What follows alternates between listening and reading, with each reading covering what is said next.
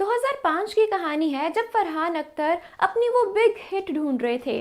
फरहान एक talented star है, इसमें कोई शक नहीं है। और जाहिर सी बात है कि ऐसे टैलेंटेड इंसान के दिमाग में ही ऐसा आइडिया आ सकता है जिसकी कभी किसी ने कल्पना भी ना की हो। तो हुआ ये कि फरहान एक दिन एक पार्टी में गए थे। फरहान अख्तर के दिमाग में यही टेंशन थी कि उन्हें कोई स्टोरी नहीं मिल रही थी। ऐसे में उस दिन हुआ था कुछ अलग।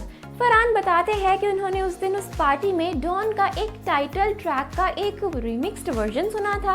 उस जमाने में तो ऐसे रिमिक्स्ड वर्जन्स का ट्रेंड था नहीं, इसलिए यहीं से आया था उनके दिमाग में ये फितूर था डॉन को भी बड़े पर्दे पर वापस लाने का।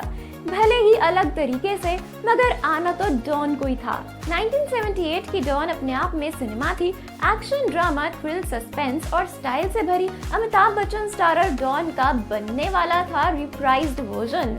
फरहान ने जब डॉन के टाइटल ट्रैक को रीमिक्स्ड तरीके से सुना था, तब उन्होंने ये ऑब्जर्व किया था कि उस दिन उस पार्टी में सभी को ये रीमिक्स्ड वर्जन काफी अच्छा लग रहा था। हर कोई उस पुराने डॉन के गाने को इस नई बैकग्राउंड ट्यून के साथ एंजॉय कर रहा था। उस समय फरहान को लग रहा था कि बॉलीवुड तैयार है एक बार फिर से नए डॉन को देखने के लिए। उनके दिमाग में ये आया था कि अगर रीमिक्सेस की लहर ही आने वाली है तो क्यों ना पुरानी मूवीज को भी रीमेक किया जाए। अभी तक हॉलीवुड या टॉलीवुड से तो मूवीज रीमेक होती ही आई हैं, तो इस बार क्यों ना आइकॉनिक बॉलीवुड मूवी को रिक्रिएट किया जाए। यहीं से बॉलीवुड में भी बॉलीवुड के रीमेक्स की कहानी शुरू हुई। कांटा लगा सॉन्ग याद है? कौन सा वाला? 1972 वाला जिसमें आशा पारेख थी, या फिर 2022 वाला जिसमें शेफाली जरीवाला थी? मगर कौन सा वाला? ऐसे में फरहान को समझ आ गया था कि आगे आने वाले कई सालों तक ऐसे रीमिक्सेस और रीमेक्स का ट्रेंड रहने वाला है।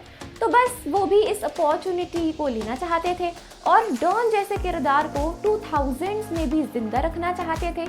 इसी वजह से उन्होंने डॉन को दोबारा बड़े पर्दे यानी सिल्वर स्क्रीन पर लाने का डिसीजन लिया था। DDLJ, कुछ कुछ होता है, कभी खुशी कभी गम जैसी कई हिट मूवीज देने के बाद जाहिर सी बात है कि सब जानते थे कि SRK उभरते हुए स्टार है, मगर फरहान अख्तर ने उन्हें अलग नजरिए से देखा था। जी हाँ दोस्तों, इन सभी मूवीज में या इससे पहले की भी मूवीज में Shahrukh Khan as chocolate boy या रोमांटिक किरदार में सामने आए थे। सब लोग SRK को रोमांस का किंग कहने लगे थे। यहीं पर फरहान ने सोचा था क्यों ना शाहरुख की इमेज बदली जाए, इसलिए उन्होंने शाहरुख में वो रफ और एडवेंचरस डॉन देखा जो शायद कोई और कभी नहीं देख पाता। कैसे मनाया था फरहान ने SRK को डॉन के रीमेक के लिए? क्यों शाहरुख तैयार हो गए थे बॉलीवुड में ही एक रीमेक देने के लिए?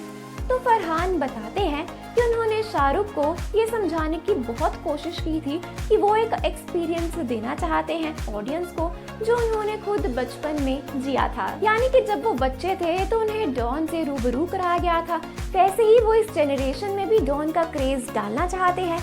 डॉन का किरदार आज के मॉडर्न जमाने में कैसा होता है, ये सोचकर फरहान शाहरुख के पास गए थे। आखिर वो अमिताभ बच्चन को देखते हुए और डॉन में एक्शन सीन्स को देखते हुए बड़े हुए ना, तो क्यों ना उन मोमेंट्स को रीलिव किया जाए। शाहरुख वैसे तो कन्विंस्ड नहीं थे क्योंकि ये बिग बी का आइकॉनिक कैरेक्टर था, मगर इस रीलिव वाले पॉइंट से उन्होंने खुद को एक मौका देने का डिसीजन लिया था। तो हो सकता है इस बार हमें बड़े पर्दे पर शाहरुख एज डॉन नजर आए। तो दोस्तों, आप कितने एक्साइटेड हो फिल्म डॉन 3 के लिए, हमें कमेंट्स में ज़रूर बताएं।